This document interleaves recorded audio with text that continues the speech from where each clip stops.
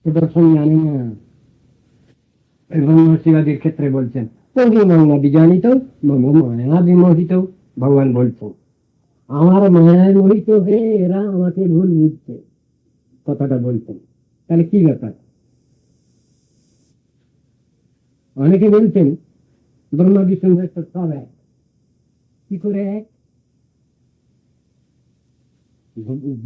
ব্রহ্মতত্ত্ব ব্রহ্মতত্ত্ব আর শিবতত্ত্ব জীবতত্ত্ব। কিন্তু বিষ্ণু হলেন ভগবত তত্ত্ব। সাতটি গুণযুক্ত যে তত্ত্ব এন্টিটি তাকে বলা হয়েছে নারায়ণ বা বিষ্ণু। শিবব্রহ্মাদি পঞ্চমটি গুণ আছে, পূর্ণস্বরূপে না আংশিক ভাবে, জীবস্বরূপের থেকে একটু বেশি। প্রতি জীবাত্মা ইন্ডিভিজুয়াল সোল, এদের আছে 50টি গুণ, বিন্দু বিন্দু মাত্রা, ইউনিভার্সাল গুড কোয়ালিটি। শিবব্রহ্মাদির আছে অধিক পরিমাণে 55টি গুণ।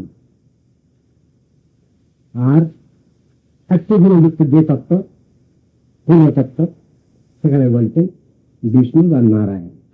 এই বিষ্ণু বা নারায়ণ থেকে বিষ্ণু তত্ত্বের বিচার এসেছে, ভগবত তত্ত্বের বিচার এসেছে। তার আগে তো বিচার হয়নি। জীবনবাদী যা গণ্ডগোল বাজারে আজকাল, অত্যন্ত ভুল কথা, হবে না।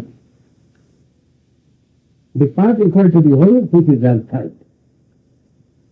জিওমেট্রি পড়তে গেলে আছে সংজ্ঞা। অংশ কখনো পূর্ণের সঙ্গে সমান হবে না, আইনের কথা। তাহলে কেন এই কথা বলছেন এরা, বলতে যাচ্ছেন কেন? অংশ পূর্ণ হয়ে যাচ্ছে, কি করে হবে? অংশ তো অংশ থেকে ঘুরে গেল।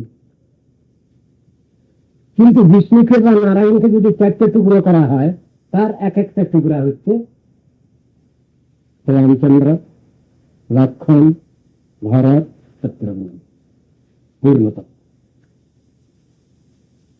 এটা যদি 100 টুকরো করা যায়, প্রত্যেকটি টুকরা পূর্ণ। এই পূর্ণ দর্শনের অঙ্ক করেছেন শাস্ত্রে। ওই পূর্ণমদ পূর্ণমিদম পূর্ণাৎ পূর্ণমুদচ্যতে পূর্ণস্য পূর্ণমাদায় পূর্ণমেব অবশিষ্যতে। বলে আচ্ছা অঙ্ক তো, আমি 10 থেকে 10 মাইনাস করলাম কত হবে? 0। এই অঙ্ক তো আমরা জানি।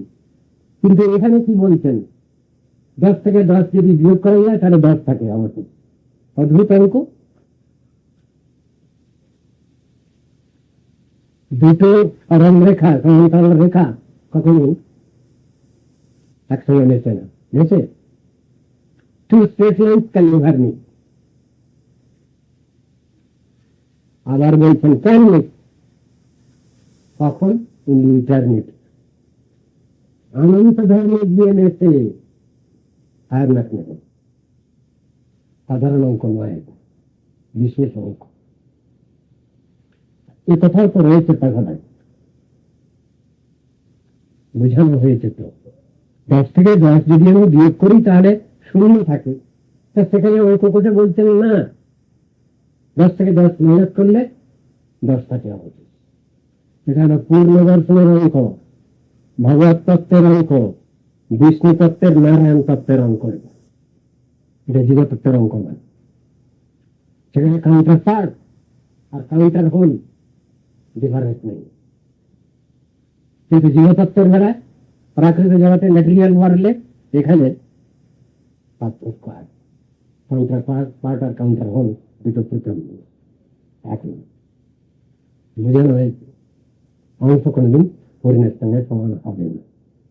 ভগবত তত্ত্বের বেলা পান পূর্ণ দর্শন হচ্ছে এই, সেই দর্শন আবার বিচার করেছেন। ব্রহ্মীতি, পরমাত্মীতি, ভগবানীতি শব্দ, 3টে শব্দ দিয়ে দার্শনিক পরিভাষা দিয়ে ওই দর্শনটাকে বুঝিয়েছেন। পূর্ণ থেকে বিচার আরম্ভ হলো। পূর্ণ, পূর্ণতর, পূর্ণতম। তাহলে পূর্ণকে বিষ্ণু বা নারায়ণ, ইউনিভার্সাল 60 গুড কোয়ালিটি, যেখানে আছে 60 গুণ আছে, সেই এন্টিটিকে বলছেন নারায়ণ বা বিষ্ণু। পূর্ণতর কাকে বলবো? ভগবান শ্রীরামচন্দ্রকে বলছেন পূর্ণতর, যার অপর নাম মর্যাদা পুরুষোত্তম রামচন্দ্র, আর পূর্ণতম ভগবান শব্দ সেখানে দিদি। কিন্তু যদি আমি শ্রীরামচন্দ্রকে আর কৃষ্ণকে যদি ভেদ বলি তাহলে ভুল হয়ে গেল। কি তাহলে তত্ত্বদর্শন ভুল হয়ে গেল। তাহলে সেখানে কি করব?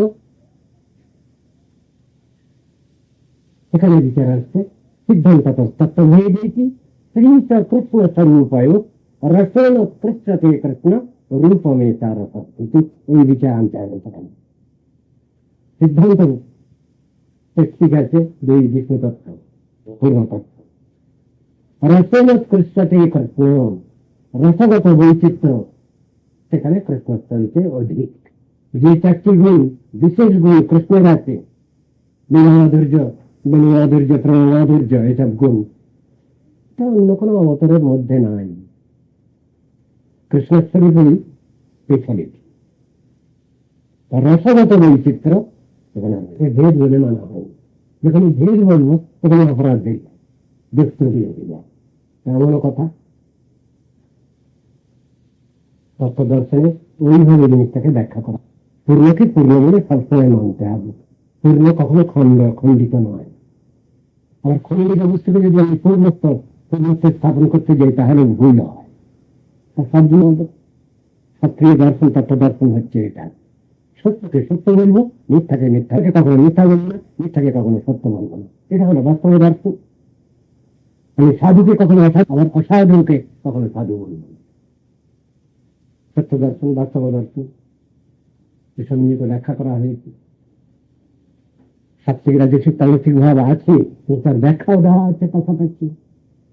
সুতরাং মহামায়া যোগমায়া এই দুই তত্ত্ব এক। যদি আপনারা এটা মনে করে থাকেন, ওটা চিন্তা নয়।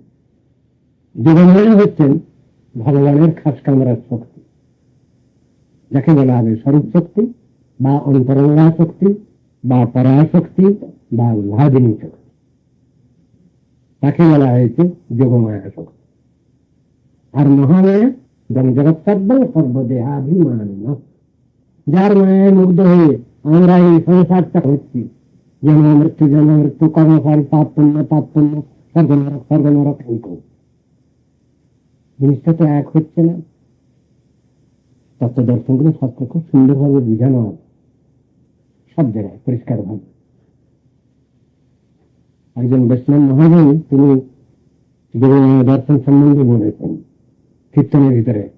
আমাদের কীর্তন হয়, আমার সমানহীন নাকি এর সংসারে, অস্থির হয়েছি পড়ি ভব কারাগারে, কুলদেবী যোগমায়া মরে কৃপা করি, আবরণ সৌন্দর্য যে কবে বিশ্বদেবী, শুনেছি আগামে বেদে মহিমা তোমার, শ্রীকৃষ্ণ বিমুখে বাঁধি করাও সংসার।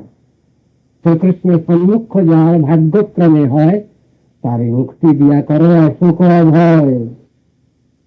এই দাসে জননী করি অকৈতব দয়া, বৃন্দাবনে দেহস্থান তুমি যোগমায়া।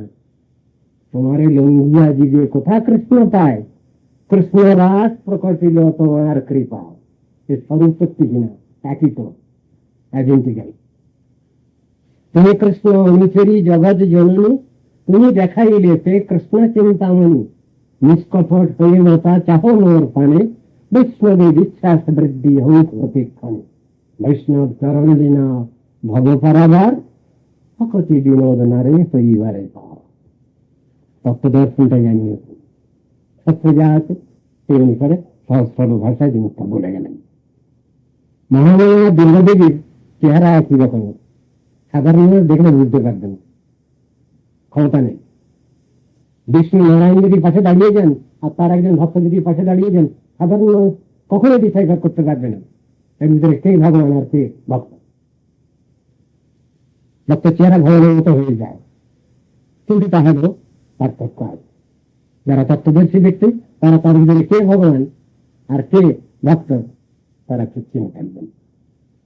তো ওগুলো তো তত্ত্বদর্শন জানলে পরে ওগুলো শিক্ষা হবে। ও বুঝটা তো আগে আগে হয় না। দুজন একই চেহারার লোক যদি দাঁড়িয়ে যায় তাহলে তার ভিতরে কে ভগবান আর কে ভক্ত সাধারণের বুদ্ধিতে আসবে না।